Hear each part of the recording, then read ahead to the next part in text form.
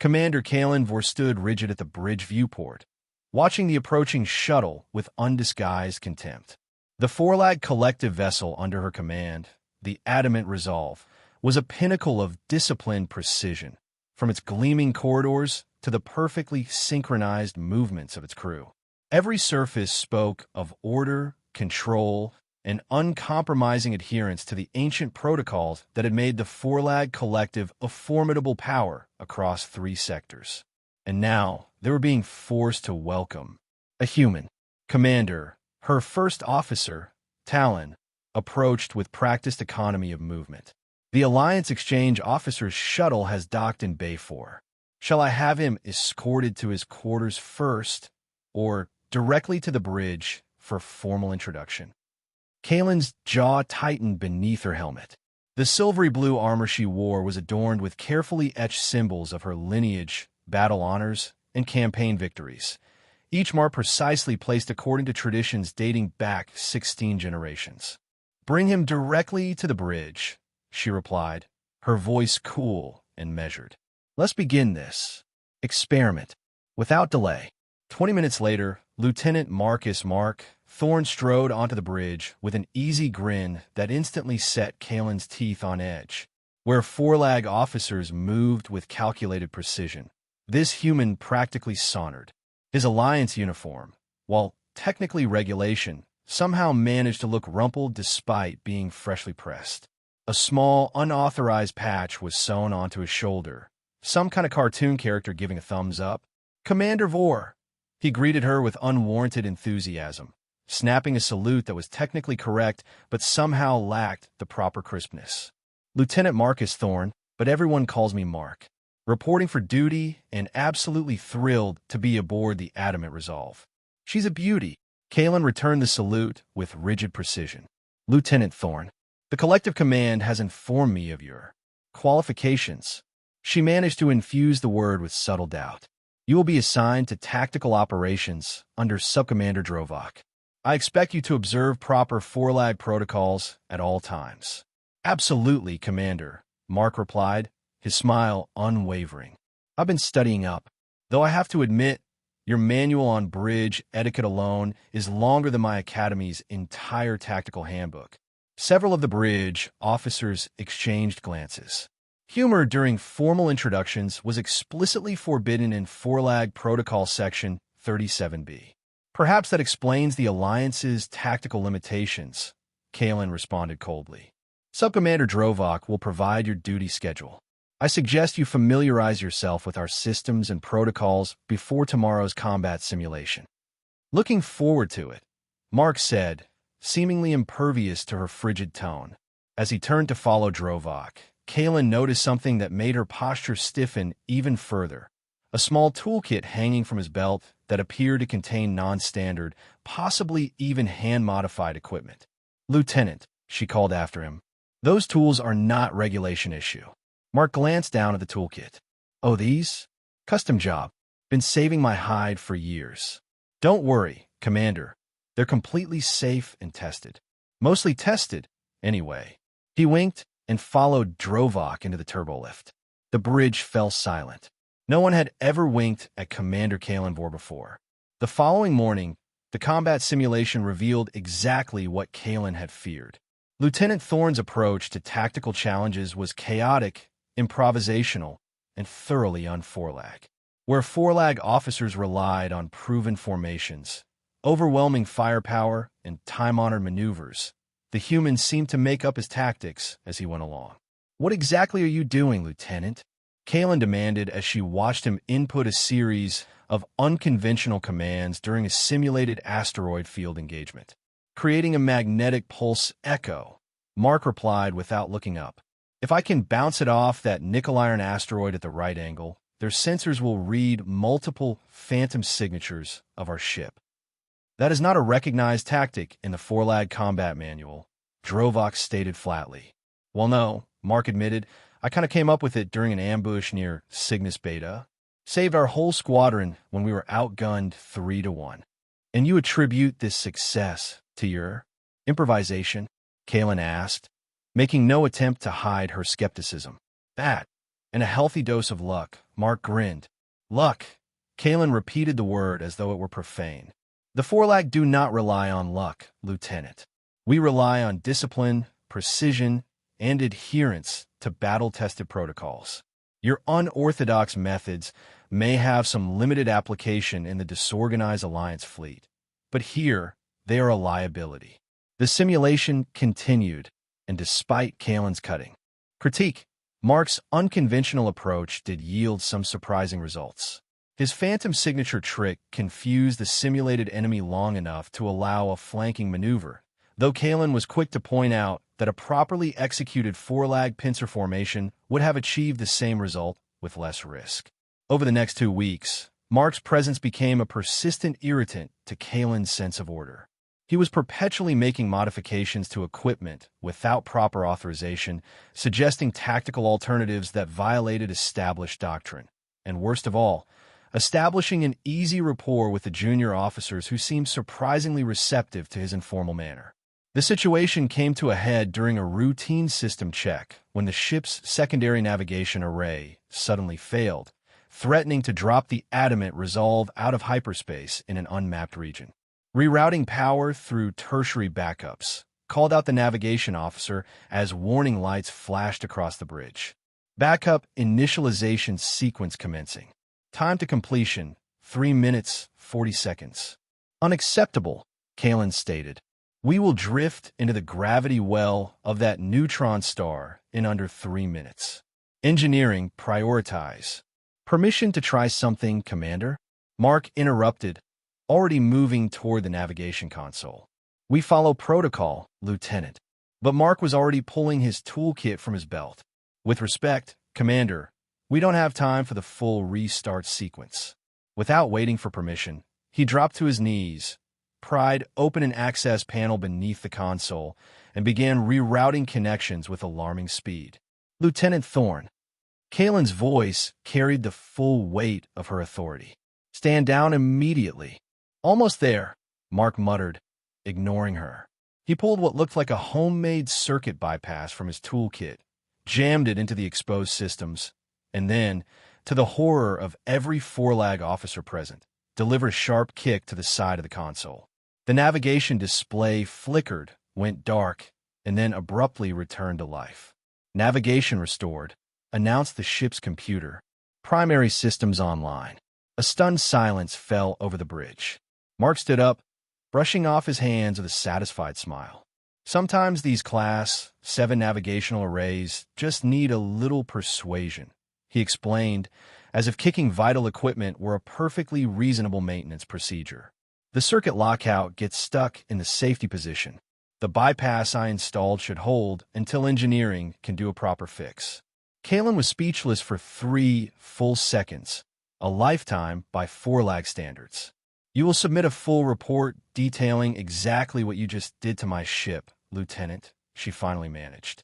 And you will explain why you felt justified in violating direct orders and established emergency protocols. Happy to, Commander, Mark replied, apparently oblivious to the severity of her tone. But maybe after we clear that neutron star.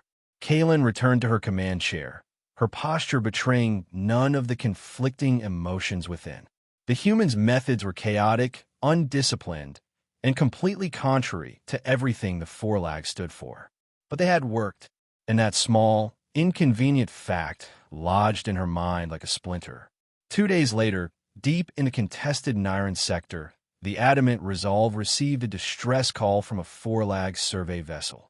The ship had gone silent shortly after reporting contact with an unknown craft. As the nearest collective vessel, the Adamant Resolve was ordered to investigate. Sensors detect debris consistent with a four-lag Explorer-class vessel, reported the science officer as they dropped out of hyperspace. Life pod signatures detected, but they appear to be damaged. No response to identification queries. There's something else out there, Mark said, studying his tactical display with unusual intensity. The debris pattern is wrong. This wasn't a random attack or collision. Kalen glanced at his screen. Explain. The distribution is too precise. Look at the field radius. It's almost perfectly circular. Natural explosions or weapons fire creates elliptical patterns. Mark's fingers moved across the controls. And these energy readings, they're fluctuating in a non-random sequence. A trap, Kalen concluded, quickly assessing the tactical situation. Battle stations. Deploy in four-lag defense formation theta. Prepare to. She never finished the order. Multiple ships suddenly decloaked around them. Sleek, insectoid vessels that moved with disturbing organic fluidity despite their clearly mechanical construction. Mech biologicals, Kalen identified them immediately. The Scarison Hive. They've never ventured this far into collective space before. Incoming, shouted the tactical officer. The first volley struck before the adamant resolve could fully raise shields, rocking the vessel. Violently, Kalen maintained her balance with practiced ease, already calling out precise counterattack coordinates. Return fire, full spread. Target their propulsion systems according to Protocol 87C. Her orders were clear, decisive, and by the four-lag tactical manual, perfectly executed. They also proved completely ineffective. The Scarison ships moved in ways that defied conventional space combat doctrine, seemingly anticipating the four-lag attack patterns and slipping between the carefully calculated firing solutions. They're adapting to our targeting algorithms, Drovak reported with rare alarm in his voice. Each attack is less effective than the last. Another hit rocked the ship. Shield generators 2 and 4 are offline, called out an officer. Hull breach on Deck 7. Emergency containment activated. Kalen's mind raced through the established responses, but none seemed adequate for this unexpected threat. The Scarison ships were operating outside all known parameters, using some form of adaptive technology that learned from each engagement. Permission to take tactical control, Commander? Mark's voice cut through her thoughts. She turned to see him already reconfiguring his console, fingers flying over the controls with surprising precision. You? The word escaped before she could contain it. I've encountered adaptive systems before, he explained quickly. Not Scarison, but similar principles. Standard targeting won't work. We need to introduce randomized variables they can't predict. Another blast hit the ship, more damaging than the last. Kalen made her decision. You have tactical control, Lieutenant. Subcommander Drovak, coordinate ship maneuvers with Lieutenant Thorne's firing solutions. If Drovak was surprised by this unprecedented break from protocol, he didn't show it. Acknowledged Commander. What followed was unlike any battle Kalen had ever witnessed. Mark abandoned all conventional firing patterns, instead implementing what appeared to be completely chaotic, almost random attacks. He fired at seemingly empty space, used minimal power on some shots and maximum on others, and at one point, deliberately triggered an overload in a secondary weapons array that released an electromagnetic pulse just as a Scarison ship passed nearby. What are you doing? Kalen demanded as she watched him deliberately misalign the targeting system. Creating noise. Mark explained, not looking up from his console. Their adaptive systems work by identifying patterns. If there's no pattern to find, they can't adapt. He glanced up with a tight smile. Or as we used to say in the Alliance, if you don't know what you're doing, neither does the enemy. Remarkably, his approach began to work. The Scarison ships, unable to predict the seemingly random attacks, took more hits. Their previously coordinated movements became increasingly erratic. Their breaking formation, Drovak reported with unconcealed surprise. 2 vessels heavily damaged. Now's our chance, Mark said. Commander, if we reconfigure the main deflector to emit a cascading tachyon pulse at this precise frequency, he transmitted the specifications to her console. We can disrupt their hive coordination. Without it, they're just individual ships. Kalen studied the proposal.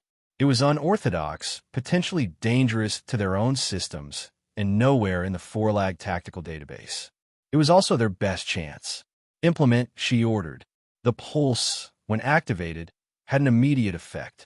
The remaining Scarison ships seemed to lose their uncanny coordination, their movements becoming disjointed and uncoordinated.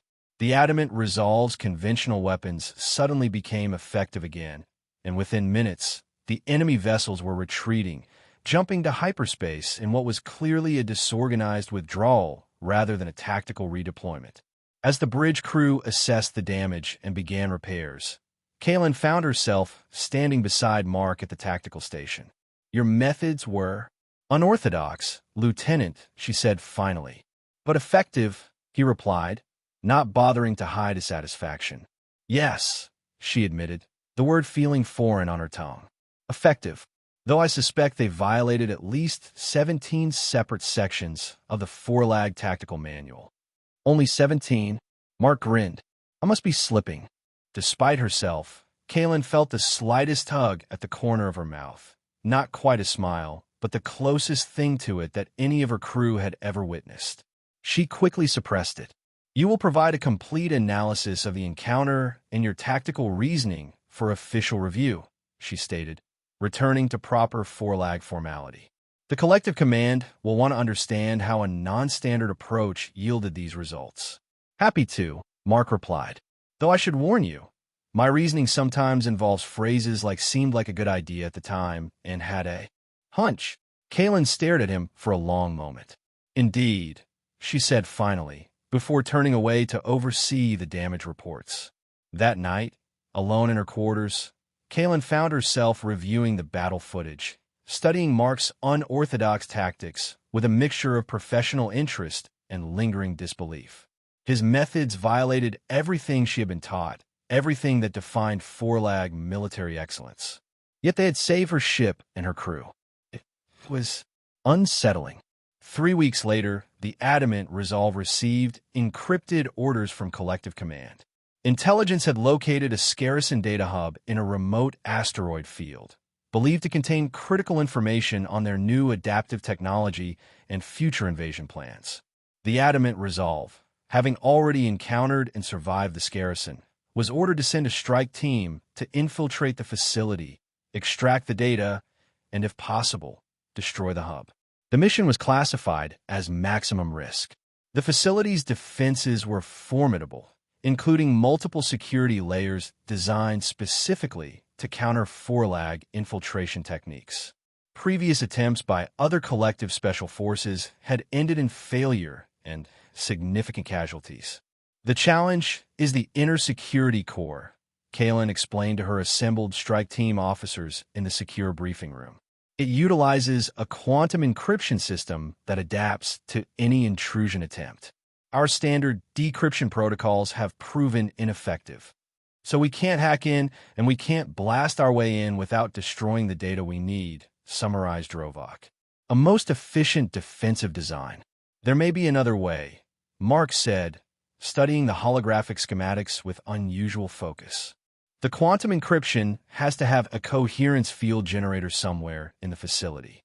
If we could locate it and create a localized field disruption, we might create a temporary vulnerability in the system." Kaylin considered this. Such a disruption would trigger immediate security countermeasures. The team would have perhaps 30 seconds to access the data core before being locked out permanently, or worse. "That's why we split the team," Mark suggested. "One group creates the disruption as a diversion, drawing security forces away from the core. A second team makes the data extraction during the brief window of opportunity."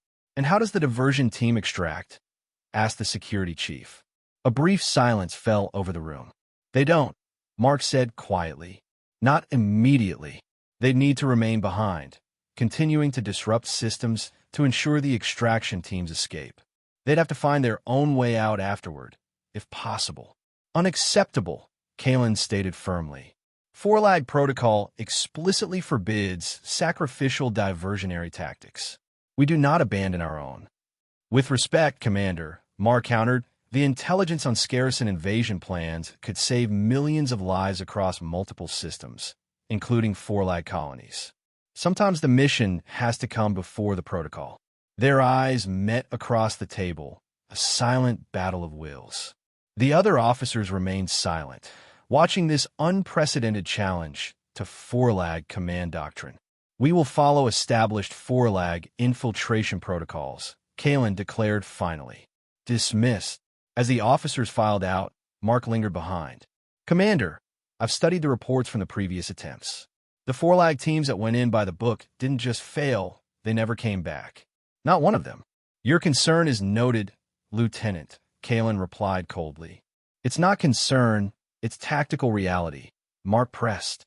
The Scarison have specifically designed their defenses to counter Forlag methods. They're counting on you to do exactly what you're planning to do. That will be all, Lieutenant. Mark stared at her for a long moment, then nodded stiffly. As you command, he said, the usual lightness gone from his voice as he turned and left the briefing room. The mission proceeded as planned. Kalen led the strike team herself, with Mark, Drovak, and 8 elite Forlag commandos. They approached the Scarison facility in a stealth shuttle, using conventional Forlag infiltration techniques to bypass the outer security perimeter. Everything went according to protocol until they reached the 3rd security checkpoint. As Mark had predicted, the Scarison defenses seemed specifically designed to counter their methods. Automated security systems activated with unprecedented speed, targeting them with a precision that suggested intimate knowledge of Forlag tactics. They've adapted to our approach, Drovak reported as they took cover behind a reinforced bulkhead, energy weapons fire impacting all around them. Security drones are using our own containment formations against us. Kalen analyzed the tactical display on her armor's heads-up display. They were being systematically cut off from both their objective and their extraction point. By strict Forlag doctrine, the mission was now compromised beyond recovery, requiring immediate withdrawal. But withdrawal appeared increasingly impossible. We need a new approach, she said finally, the words feeling alien on her tongue. Mark met her eyes through his helmet visor, no trace of smugness or satisfaction in his expression. I have an idea, but you're not going to like it. Proceed. My original plan, but with a modification, he explained quickly. We can still create a disruption at the coherence field generator, but instead of a separate team, I go alone. The rest of you position yourselves to extract the data the moment the security systems fluctuate. And your extraction? Kalen demanded. Mark's expression remained steady. Secondary priority.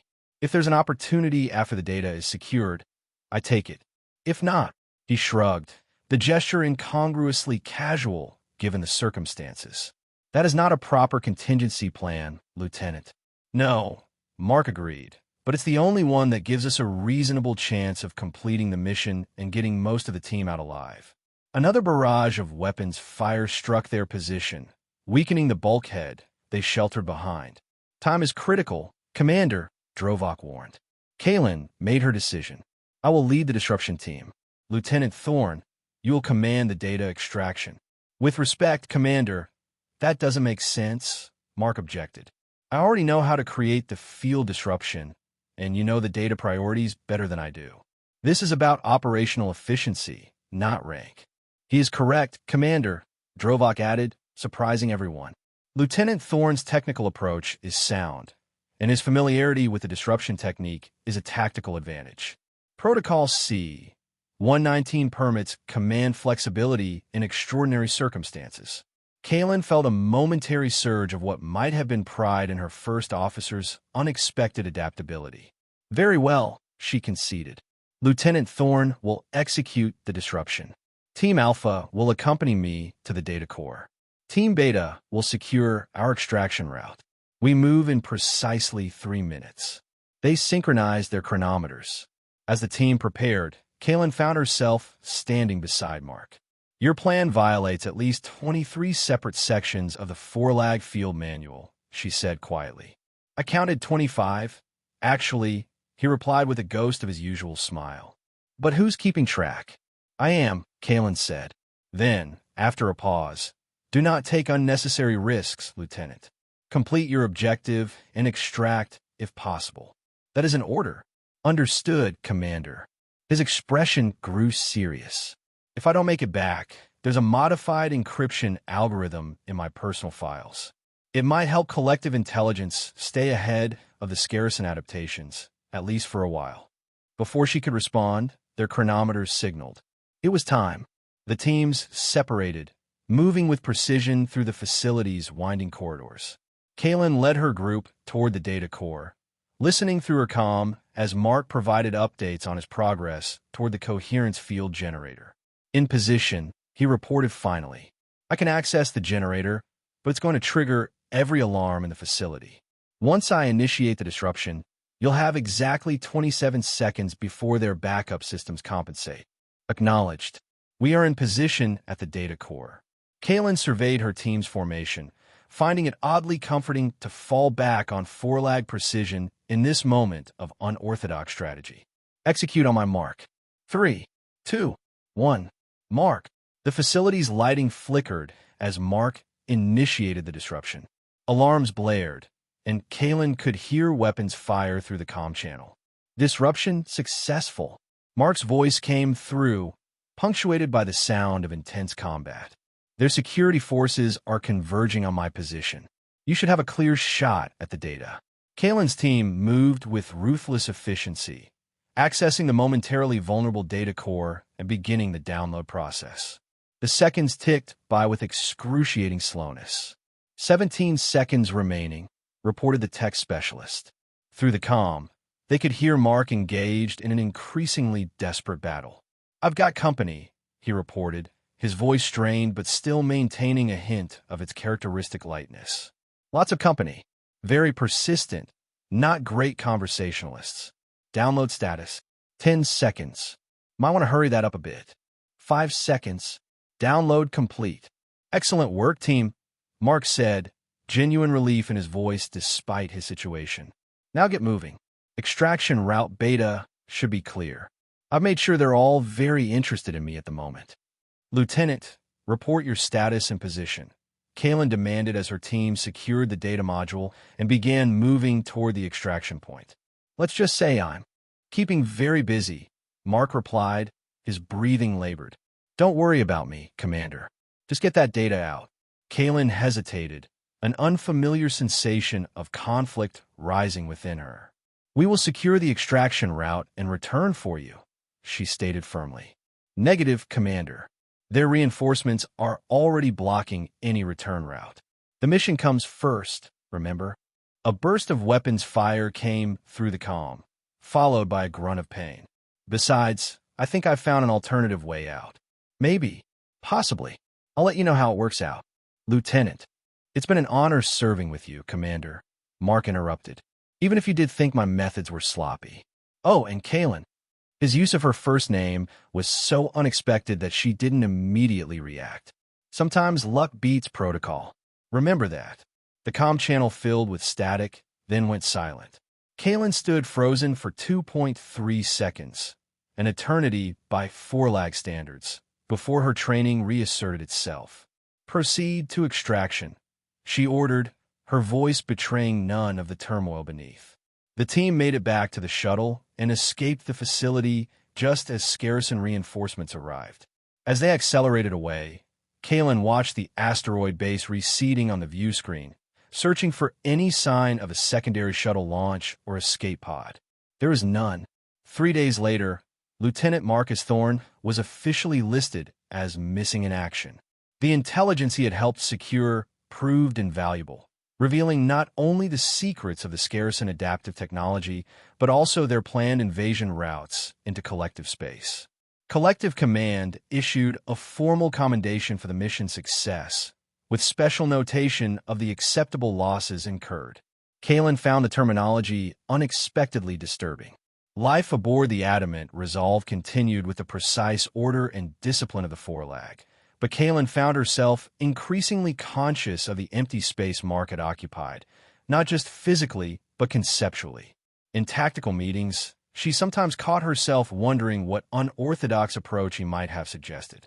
During combat drills, she found herself considering alternatives to standard four-lag formations. 2 months after the Scarcen Data Hub mission, the Collective faced its greatest challenge in a generation. A massive Scarcen fleet, apparently launched before their plans were discovered, penetrated deep into four-lag space. Despite the intelligence advantage gained from the Data Hub, Collective forces struggled against the sheer scale of the attack and the Scarcen's still formidable adaptive capabilities. The Adamant Resolve was assigned to a critical defensive position protecting a major Forlag colony.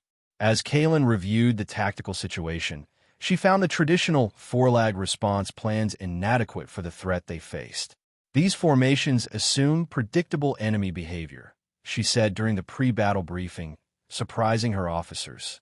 The Scaracen adapt too quickly for standard containment tactics to remain effective. "What do you propose, Commander?"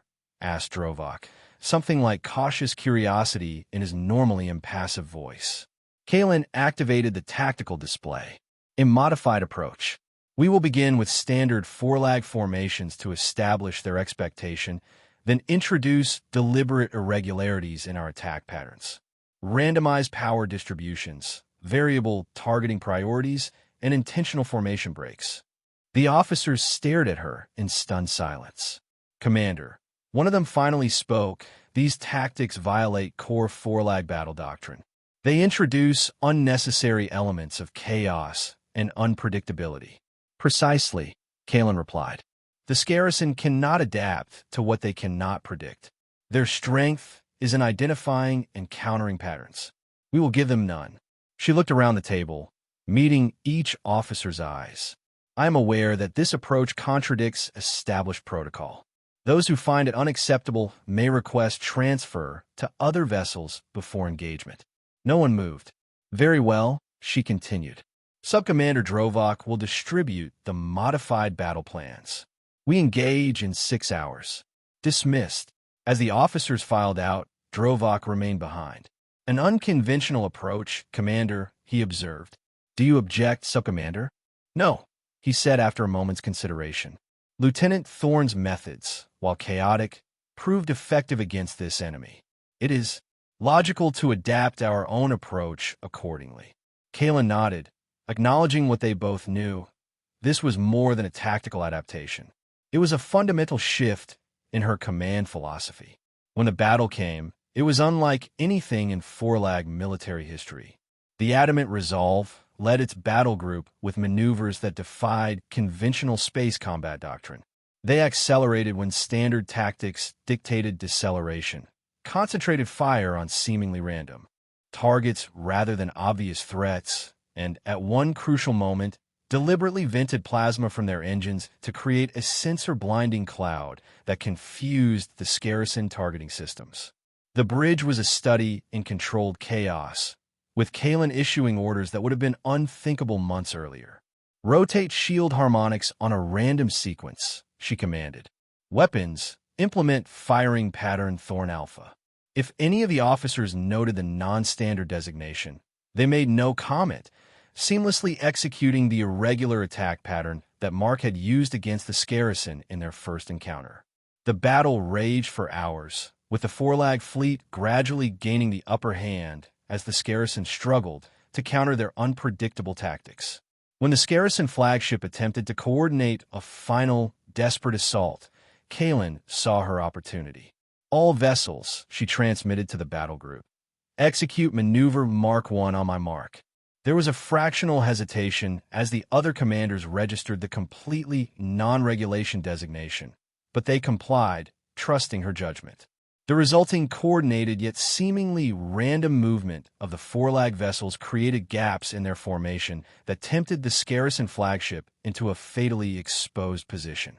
"All vessels, concentrate fire on target Alpha," Kalen ordered. "Maximum power, alternating frequencies." The combined firepower of the Forlag fleet struck the Scaracen flagship from multiple angles, with varying weapon types and power levels, overwhelming its adaptive defenses.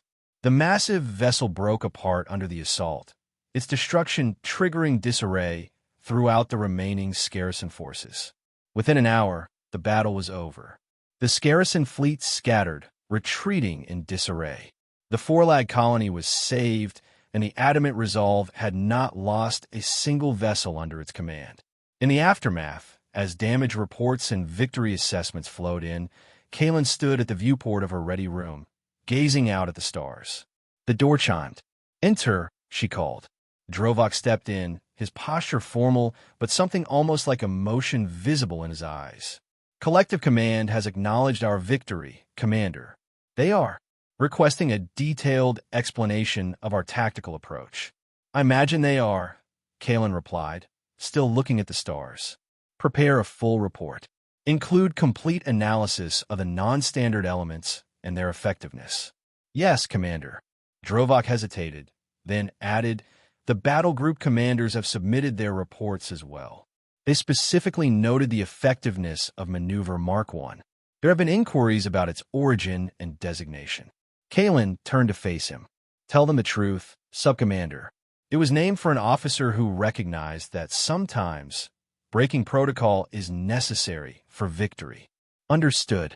Drovak paused again. There is one other matter, Commander. A communique from the FAR Patrol in Sector 7. They rescued an escape pod of unknown origin 3 days ago. The sole occupant was badly injured but alive. He identified himself as an Alliance officer serving with the Forlag Collective. Kalen went perfectly still. Lieutenant Thorne? Yes, Commander. He is being transported to Central Medical as we speak. His condition is listed as serious but stable. For the first time in her distinguished career, Commander Kalen Vore smiled openly in front of a subordinate. Thank you, Subcommander. That will be all. 3 weeks later, Kalen stood in the observation gallery of Central Medical, watching through the transparent wall as medical technicians performed final checks on Mark before his release. He looked thinner, with new scars visible on his face and arms, but his irrepressible spirit seemed intact as he joked with the medical staff. Commander Vore, a voice called from behind her. She turned to see Admiral Tarvex, head of Collective Fleet Operations, approaching with his characteristic precise stride. Admiral, she saluted crisply. I was not aware you were visiting Central Medical. I came to see the result of your rather extraordinary battle tactics, Tarvex replied, coming to stand beside her at the observation window, and to deliver this personally. He handed her a small data crystal. The Collective Command has reviewed your tactical innovations during the Scarcen engagement. They have approved the creation of a new adaptive warfare division under your command, tasked with developing and implementing non-standard combat methodologies. Kalen accepted the crystal with carefully controlled surprise. I am honored, Admiral. Don't be too honored yet, Tarvex cautioned. Many in the command still view these tactics with skepticism. They are a departure from traditions that have served the Collective for centuries. Traditions must sometimes evolve to meet new challenges, Kalen replied, surprised at her own words. Indeed, Tarvex studied her thoughtfully. You have changed, Commander Vore. Your record was once a model of perfect Forlag discipline and adherence to protocol. I have expanded my tactical perspective, Admiral. So I see. Tarvex glanced through the window at Mark. Is that the Alliance officer? The one who stayed behind at the data hub? Yes, Admiral. Lieutenant Marcus Thorne. He will be assigned to your new division, of course. His perspective seems to have proven valuable. The admission seemed to cost the Admiral some effort. There is one more thing, Commander. The Collective Command has approved your request regarding your battle armor. Kalen inclined her head in acknowledgement, unable to fully suppress a feeling of satisfaction. Thank you, Admiral. After Tarvex departed, Kalen remained at the window a moment longer, watching as Mark finished with the medical staff and prepared to leave. She turned and walked to the medical bay entrance, arriving just as he emerged. Commander, he greeted her with a smile and a salute that was still not quite regulation perfect. They tell me I have you to thank for the rescue operation that found my escape pod. The Collective does not abandon valuable assets, Lieutenant, Kalen replied, though her tone lacked its usual rigidity. Your tactical insights proved useful in your absence. Mark raised an eyebrow. Useful? Coming from you. That's practically a love letter. Do not push your luck, Lieutenant, she warned, though without real heat. You have been reassigned. We both have.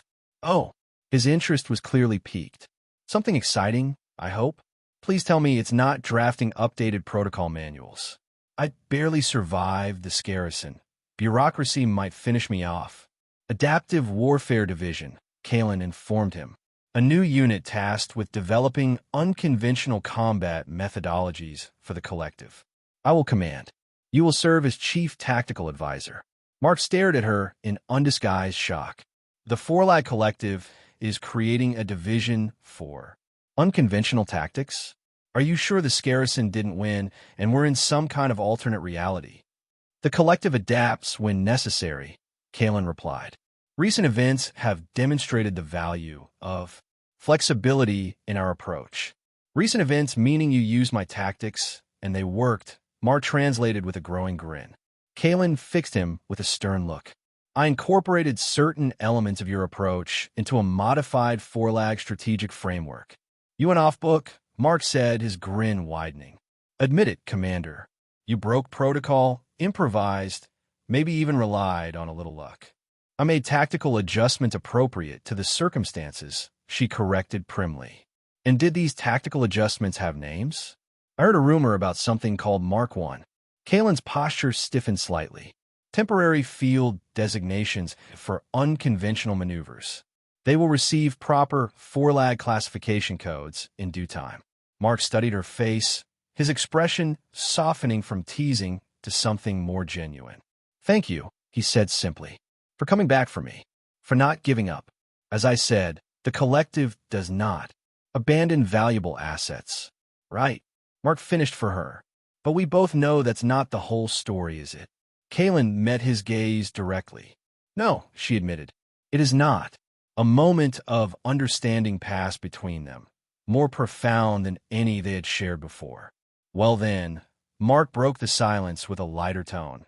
When do we start transforming the rigid, protocol-obsessed Forlag war machine into a bunch of improvisational mavericks? We begin tomorrow. The transformation will be carefully measured. Do not expect the collective to abandon its fundamental principles overnight. Of course not, Mark agreed. But it's a start. Speaking of which, he gestured to her battle armor, which she wore as always, immaculately maintained and adorned with the symbols of her lineage and accomplishments. Is that new? Kalen glanced down at her armor, specifically at the newest edition, a name etched in precise Forlag script across the upper edge of her chest plate, just below her command insignia, Thorn. A modification, she said simply, to acknowledge a tactical contribution. Mark stared at his name on her armor, momentarily at a loss for words, a rare occurrence. I don't know what to say. That's the highest honor a Forlag can bestow, isn't it? Carrying someone's name on your battle armor. Traditionally, it acknowledges an ancestor or mentor whose wisdom guides one's actions in combat, Kalen confirmed. The collective command approved the addition, given your significant influence on recent tactical developments. I'm deeply honored, Mark said, all traces of his usual flippancy gone. Though I imagine not everyone in the collective is thrilled about a human name adorning a commander's armor. There has been some discussion, Kalen acknowledged. It is unprecedented, but so are our recent victories. And that's what matters in the end, isn't it? Results. Indeed, Kalen agreed. Results often justify unconventional methods, as you have consistently demonstrated. Mark grinned again. It only took nearly getting myself killed for you to admit it. A disproportionate and inefficient means of proving your point, Kalen observed.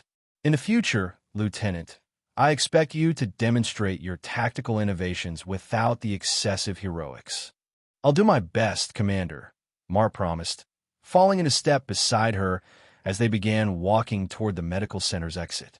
Though I should warn you, the line between innovation and heroics can get pretty blurry in the heat of battle. Then we shall work to clarify that line, Kalen stated. The Adaptive Warfare Division will develop disciplined approaches to unconventional tactics, preserving the strengths of Forlag methodology while incorporating the creativity you have demonstrated. The best of both worlds, Mark nodded. Structure and improvisation. Precision and adaptability. Precisely, Kalen agreed. Though I expect it will not be an easy integration. Many in the collective remain skeptical of change.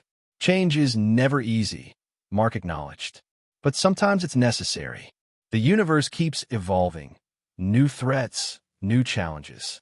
Those who can adapt are defeated, Kalen finished. As the Scarison discovered. They reached the transport bay where a shuttle waited to take them to the Adamant Resolve, now orbiting the medical station. Several crew members already aboard snapped to attention as Kalen entered, their eyes widening slightly at the sight of Mark beside her, and a human name now etched permanently on their commander's armor.